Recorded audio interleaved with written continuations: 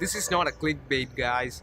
You should actually watch this video and you should evaluate itself in order to see what's happening in the Apple ecosystem. We are back and forth again with another video and hope you guys are doing great. So let's talk about this iPhone XS and XS Max. So before jumping into this is a premium device. As you guys already know, it costs about $1,000. That means about 1 lakh rupees in India.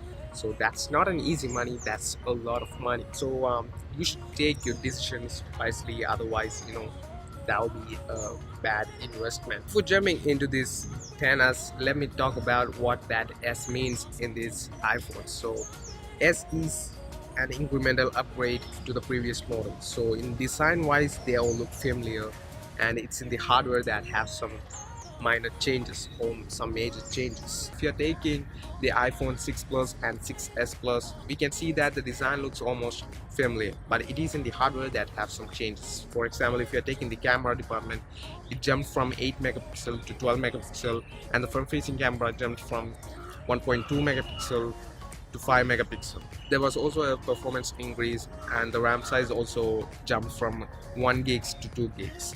So if you're taking the iPhone XS, we can see there's a great battery life, a great camera, a great display, but it's not worth the money to upgrade if you are coming from the iPhone 10. If you're an iPhone 10 user, just skip this.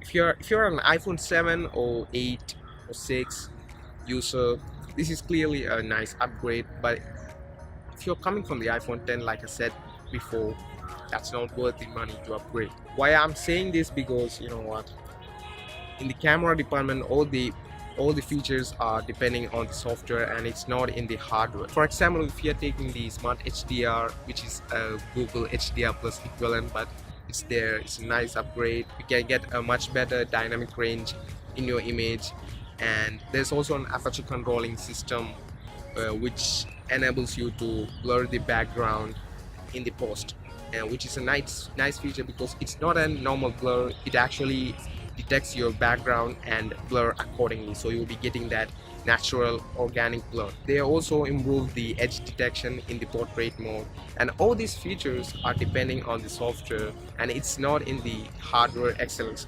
I agree that the iPhone XS is having a bigger sensor than the older iPhone 10, but all these features are supported by the software. So if Apple enables this on the older iPhones like the iPhone 10, we'll be getting this similar image processing. So I know Apple won't do that. They want all your money in the iPhone XS and XS Max, so I don't think they will be doing that in the near times.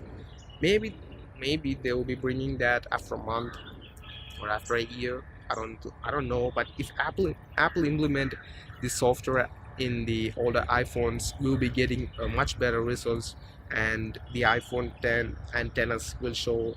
I don't think, yeah, they will be all looking familiar.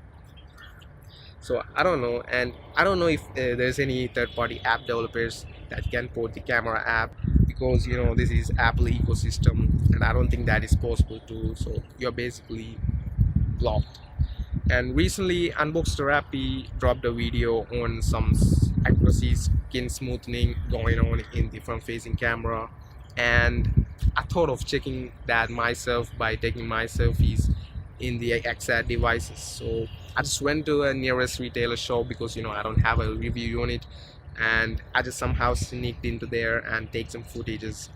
Let's see that and let's come back. So I'm going to show you guys the exact difference of iPhone XS, XS Max in terms of camera. You got to let it go.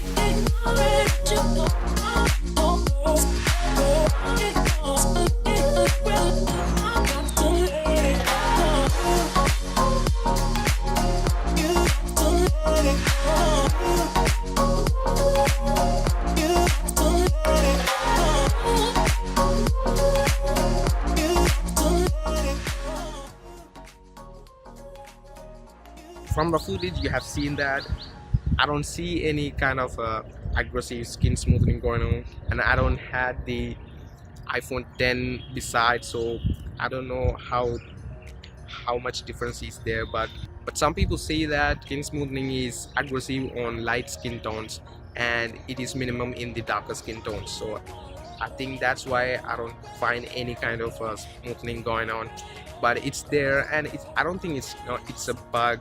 I think it's because of the excessive noise cancellation going on in the picture. So that's there.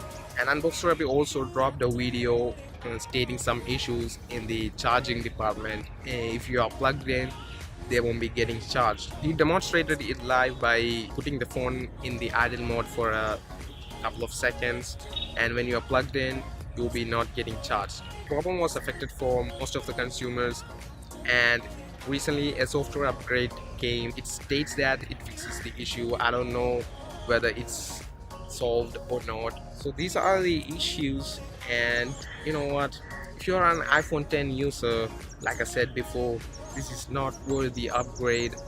Just get this, and please let me know, any iPhone 10 users, if you're planning to upgrade, please let me know in the comment section below if you are looking for an upgrade. I think it's better to skip this upgrade and upgrade to another, the iPhone 11. I don't know. Yeah, wait until the next year and see what Apple brings. So until then, I don't think it's a good decision to upgrade.